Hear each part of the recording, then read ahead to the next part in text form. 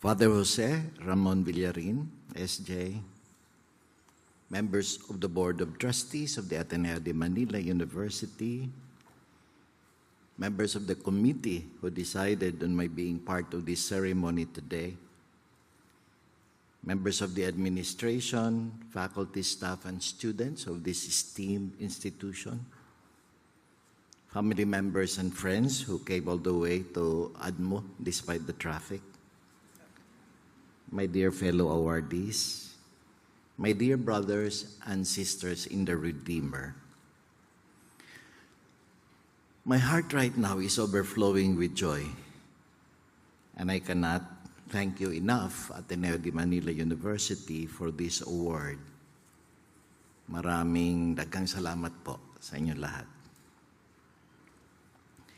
Happy are those who dream dreams and are ready to pay the price to make them come true. I take to heart these words of Leon Joseph Cardinal Sunens as I stand here before you this afternoon. Half a century ago, I was one of around 40 young boys finishing high school who began to dream dreams. Growing up in a small town, coming from a family with a modest background, and pragmatic enough to accept the givens of my existence, my dream was quite modest. I dreamt of joining the religious life as a brother and teach high school kids and emulate the example of teachers I respected, admired, and loved. I remember one brief moment sometime in March 1963, just before graduation day in high school, when our class advisor provided us his last advice. This was inside a classroom that has a full view of Mount Apo, as the room had wide windows. He pointed to this majestic volcano and said these words: "If no major changes take place in this country, this social volcano will erupt. You have a responsibility to make sure you take part in transforming this society, because if the situation remains the same, I tell you, in 10 years' time, this volcano will erupt." I do not know if any one of us in that graduating class, whose minds were caught up in the excitement of this transitory juncture of our young lives, had an inkling what he meant. I did not, and I did not think he was engaging in metaphors. I do not know about a classmate who was seated there too in that classroom and who, 54 years later, would become the first Mindanaoan President of the Republic, how he took those words. But for whatever reason, the words got stuck in my brains and flashed back in my mind less than 10 years later, immediately after the unlamented president, who refuses to rest in peace, declared martial law, as I found myself inside the PC barracks, having been arrested earlier with other church workers. For indeed, between 1963 and 1972, the country's situation had worsened. Half a century ago, long before many other incidents took place that got me into trouble with the state, part of that dream of becoming a high school teacher was to make sure I would turn out to be a good one. This meant making sure I would go to college in a prestigious school. While it was not such a modest dream, the only choice was to go to the best school in the vicinity, and that would be the Ateneo de Davao College. At first, I thought that was an impossible dream, as there were fears that I could not pass the entrance exams, nor would my parents afford the high fees.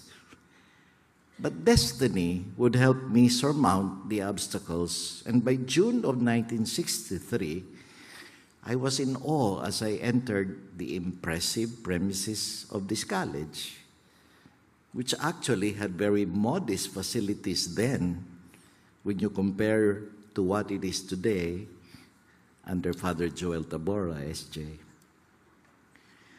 Two highly esteemed Jesuits who became friends of a lifetime made very strong impressions in those impressionable years, namely Father, later on Bishop Federico Escaler, SJ, the rector, who years later would be my co-worker, mentor, and surrogate father, as we tried to help build the Mindanao Sulu local church into the Vatican II mold. Then there was Father John Dotterwich, SJ, our dean, who monitored each one of us through all of our college years, and who asked me if I had turned anti-American when years later he heard I was joining rallies in Manila, shouting, "Ibagsak ang imperialismo," among other things na dapat ibagsak. Those of us at the Ateneo in those years were especially lucky. For every semester, we had 2 or 3 Jesuits teaching us theology, history, psychology, sociology, anthropology, and life's lessons inside the classroom. So we had the best of them as teachers. Not to romanticize this fact totally, as there were also a few we avoided at all costs. But with the passing of years, one can only be convinced that it was their collective witness that may have brought us to where we are today. And today, I am here on this stage. And among the faces that memory brings back to me are those of this group of religious men. My heart reaches out to them in deep gratitude, if not for what they taught me, not in words, but in terms of their witness. I may not be the person who you think I am who deserved this award. But from 1963 and half a century later, I've been lucky to encounter other faces, including those of poor migrant peasants and fisherfolk, indigenous and Moro peoples across Mindanao. I immersed among them, and I continued to learn and gain knowledge and wisdom that have served me well as a missionary. As one of our Redemptorist General chapters had it, the theme was Evangelizare Pauperibus misit me, a pauperibus evangelizare. To evangelize the poor, but to be also evangelized by the poor. Truly, journeying with the vulnerable, the wounded, the marginalized, God's Anawim opened to me a whole new world of engagements and commitments. And I have been blessed to have been provided such experiences. If I have been able to serve others, it has only been because I have received so much. Ironically, those with the least have so much more to give. In my advanced age and my present precarious health, I have come to accept that there is only one major advocacy that I can do to sustain my commitments. Thus, I have zeroed in on only one, namely, to remain in solidarity with our Lumad and Moro brothers and sisters.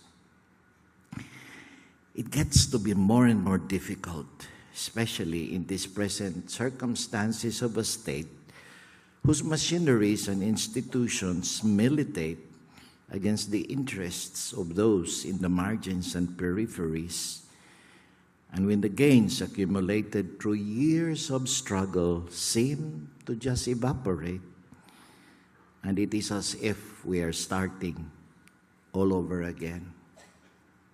How do you respond when the threat to Lumad schools has become very real? But these days, when temptation to succumb to despair is just a breath away, I hold on to the memories of memorable moments since half a century ago. One of these was when our English 101 professor, Father Eustace Wiman, SJ, brought the film projector to our classroom at the time when film projectors inside the classroom was a big thing. He showed us a film on the life and poetry of Robert Frost. And when he spoke the lines of his poem, I got awestruck, and the words ring clear in my mind these days.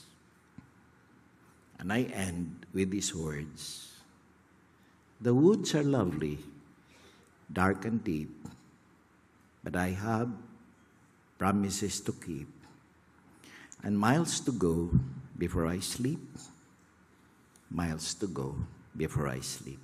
Maraming salamat po. Magandang hapon sa lahat.